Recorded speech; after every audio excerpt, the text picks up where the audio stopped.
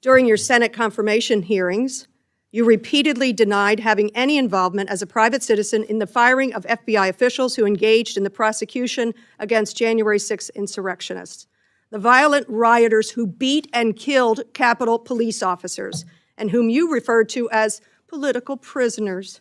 Since then, multiple whistleblowers have come forward, and we know that you likely committed perjury. At the same hearing, you claimed you were not familiar with Stu Peters, an anti-Semitic Holocaust denier, despite the fact that you appeared on Mr. Peters' podcast 8 separate times. 8 times, and you claimed not to recall. Mr. Patel, my second question is, should we worry more about your memory or your veracity? We should worry more about your lack of candor. You're accusing me of committing perjury. Tell the American people how I broke the law and committed a felony. Have the audacity to actually put the facts forward instead of lying for political banter so you can have a 20-second donation hit. The answer is both. I believe that the answer is you're failing, not me. I reclaim my time. Go ahead. In a fiery clash between partisan accountability and institutional defense, Representative Madeleine Dean delivered a sharp and relentless criticism of FBI Director Kash Patel, turning what began as a standard House budget hearing into a much larger debate over the integrity of the Bureau itself. The Pennsylvania Democrat raised serious concerns about the FBI's leadership and financial priorities, accusing Patel of using federal law enforcement as a tool for political retaliation and warning about what she described as dangerous consequences for American democracy. The hearing reached its most explosive moment when Dean openly suggested that Patel may have committed perjury during earlier testimony, triggering a tense and combative exchange that exposed the growing divide between the administration's top law enforcement official and the lawmakers tasked with overseeing him. And thank you, Mr. Patel, for your testimony and for being here today.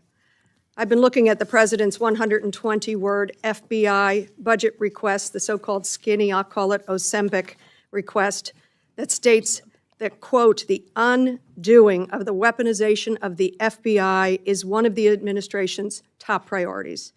The weaponization of the FBI is something that deeply concerns me. It should concern all of us. And yet, since taking office, President Trump has been on a revenge tour. He has targeted individuals, universities, law firms, with executive orders to cut them out or to make them come under his will. He has used ICE to disappear U.S. citizens without due process, and he's fully ignored a unanimous Supreme Court order, and then over the weekend wasn't sure if he was obligated to uphold the Constitution of the United States.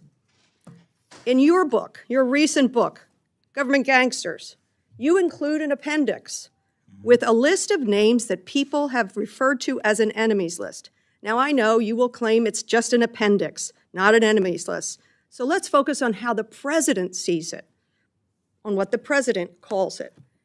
And you proudly display his quote on the front cover of your book. The president calls this a brilliant roadmap, a blueprint. And I have not even raised your storied children's book, The Plot Against the King. It concerns me how many people from this blueprint have been targeted with executive orders and FBI investigations. The FBI cannot be weaponized, and under your leadership, it has been nothing but a weapon alongside the president to go after the president's perceived opponents, to stifle dissent and free speech. A few weeks ago, as we saw through a social media post that you quickly deleted, the FBI arrested a judge in Wisconsin for correctly asking ICE officials if they had a judicial warrant instead of an administrative warrant, which they did not have. Despite this judge following the law, on the morning of April the 25th, the FBI arrested the judge in an escalation of the weaponization of the FBI under your leadership. Let me be clear. A functioning democracy does not lock up judges. I am gravely concerned about the utter lack of independence of the FBI and its weaponization under your leadership. I am concerned that the president is using this book, your book, as a blueprint, as he has said. It's a blueprint for revenge. And I am concerned that your eagerness, a childlike giddiness to carry out the president's revenge tour, you've shown yourself to be unserious in your statements before you were sworn in and some after. You've shown yourself unfit to lead this important agency. I was an impeachment manager for President Trump's second impeachment. It was a sad, solemn duty. And so I wanted to ask you about that. Mr. Patel, as you and the President continue to weaponize and investigate his perceived enemies, as you follow this blueprint, when can I, a former impeachment manager, expect the FBI at my door?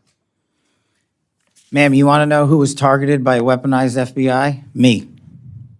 You want to know how and why? Well, You want to know what I'm doing to fix it? about that. Let me move on. Well, you should Change read the topics. book because there's no enemies So- list on that book. So There are you- people that violated their constitutional obligations and their duties to the American people. That's good. You And they gave were them due rightly process. called out. I'm And you changing should topics. give that book to every one of your constituents so they can changing read topics. about it. I won't be doing that.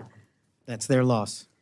During your Senate confirmation hearings, you repeatedly denied having any involvement as a private citizen in the firing of FBI officials who engaged in the prosecution against January 6 insurrectionists, the violent rioters who beat and killed Capitol police officers, and whom you referred to as political prisoners. Since then, multiple whistleblowers have come forward, and we know that you likely committed perjury. At the same hearing, you claimed you were not familiar with Stu Peters, an anti-Semitic Holocaust denier, despite the fact that you appeared on Mr. Peters' podcast 8 separate times. 8 times, and you claimed not to recall. Mr. Patel, my second question is, should we worry more about your memory or your veracity?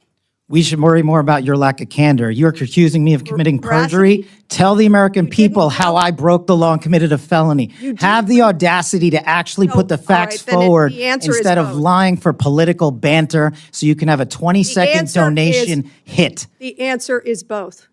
I believe that the The men and answer is women of you're the failing, not I me. reclaim my time. Go ahead.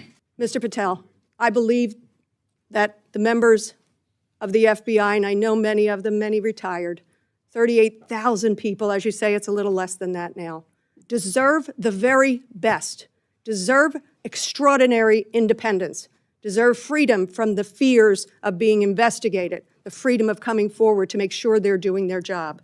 And I'll end with this, that I think it's interesting that in your proposal today, you find yourself at a gulf of difference between you and the president. I wonder how you will resolve that. Will you go to the president and say, we need $11.2 billion, not what you cut out of here? You're asking for more than $1 billion than the president's request. Are you going to go to the president and straighten out that gulf? I'll do what I've always done and represent the American people, defend this country, and make sure the Constitution is always upheld and the FBI is never weaponized. Maybe you should do the same. So you agree with the president when he says he doesn't know if he should uphold his constitutional duty? If you want to just keep putting words in my mouth, the TV cameras are outside. Delivering a blistering congressional rebuke, Representative Madeleine Dean methodically tore apart FBI Director Kash Patel's latest budget request, turning what would normally be a routine oversight hearing into a sweeping indictment of what she described as the rapid politicization of the FBI under the Trump administration. Dean sharply questioned Patel's ability to lead the nation's top law enforcement agency, pointing to the arrest of a sitting judge and what she characterized as the aggressive targeting of political opponents as evidence of an institution drifting away from its democratic responsibilities and independent mission. At the center of her criticism was Patel's own book, particularly a controversial appendix that President Trump had openly praised as a powerful roadmap, despite Patel's repeated insistence that it was not intended to serve as a partisan enemies list. Dean urged the public to read the text for themselves, arguing that it should not be viewed as legitimate policy thinking, but as a disturbing blueprint for political retaliation and a direct challenge to constitutional norms. Pressing Patel repeatedly throughout the hearing, Dean confronted him over what she described as major inconsistencies in his testimony, including questions surrounding his past associations and his role connected to the January 6th investigations. She went as far as suggesting that his previous statements may have crossed into perjury, accusing him of failing to uphold the responsibilities of his office in a way that, in her view, has damaged the FBI's credibility, weakened confidence in its leadership, and undermined its role within American democracy. Democratic Congresswoman Madeleine Dean, it's good to see you once again, and I know you're getting ready to head into the hearing, but your Democratic colleagues on the committee say the proposed cuts would be disastrous to law enforcement and public safety. Why? What's your thoughts? Well, as you pointed out, more than $545 million worth of cuts to an agency that is our chief law enforcement agency for the United States, but of course it has such a role to play around the globe. At a time, and the testimony from Kash Patel will tell you that at a time of heightened risk and insecurity and threats to our nation at home and abroad, they want to cut. They also have a revenge list that they're playing through. I just keep thinking of the more than 38,000 members, folks who work for FBI. They're not interested in these games. They're not interested in the president's revenge tour. They're interested in doing their job and keeping Americans safe.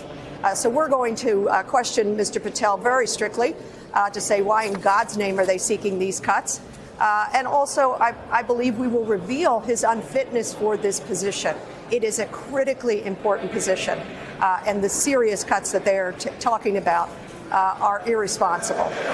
Well, let me ask you about some of the things I think you're going to hear, because they are things we have heard before from members of this administration, which is that it makes sense to get rid of DEI programs, or at least reduce them, because they have not made us safer, and too much money is spent on pet projects. What would you say to that?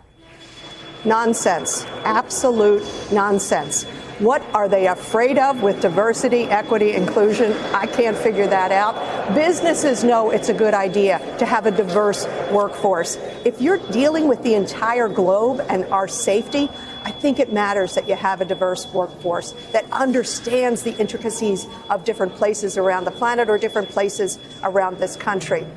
These so-called pet projects. I want to go back to what you said about the weaponization. You saw in Donald Trump's 120-word statement about FBI and what he wants to see happen there with these deep cuts. He wants to get rid of the weaponization of the FBI. The deflection in this group is unbelievable. They are weaponizing, trying to weaponize through Kash Patel, who is wholly unfit for this job.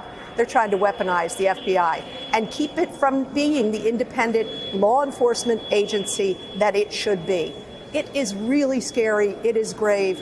We'll poke holes in that nonsense. Meantime, your Pennsylvania House colleague, Congressman Chris Deluzio, told NBC News he sees a new divide in the Democratic Party, with the real battle not between the center and the left, but he believes it's between fighters and wimps. His words. Do you agree with him? Is that the state of your party? I didn't hear the second word. The haters and what? Wimps. He said it's between the fighters and the wimps. That reminds me of an old book that Governor Rendell wrote, and he called some people wimps. I don't agree with Chris. Chris is a talented guy and a fabulous representative, and thank God we have him in our Pennsylvania delegation. I see in the Democratic Party a people of strong values, the very values that uphold the Constitution of the United States. The very thing that the president this past weekend said he wasn't sure if he was required to uphold. So no, I'm not characterizing Democrats that way. We are people filled with values, and our values happen to be to reveal our diversity. What this administration is looking at, take a look at the greater budget. I am newly on the Appropriations Committee, delighted to finally have gotten there, having served on appropriations in the Pennsylvania House. Take a look at the priorities and the values of this president. He wants to cut NIH funding by 40%. Take us away from being a global leader on research, medical research for cures and treatments, gene therapies, and others. He wants to take away supplemental food. That hurts our seniors. This reveals their values, what they care about. They want to take away education funding and shutter the Department of Education. And all of this is in search of what? What they fail to talk about. Their end game, $4.5 trillion worth of increases, tax cuts to the billionaire class. Take a look at some of my Republican colleagues, and I'm calling out either the appalling silence of my Republican colleagues in the Pennsylvania delegation, or, as Representative Schmucker has recently said, the cuts aren't deep enough. Well, let's watch this and take a look at whose values reflect American values and reflect our duty, our oath to the Constitution.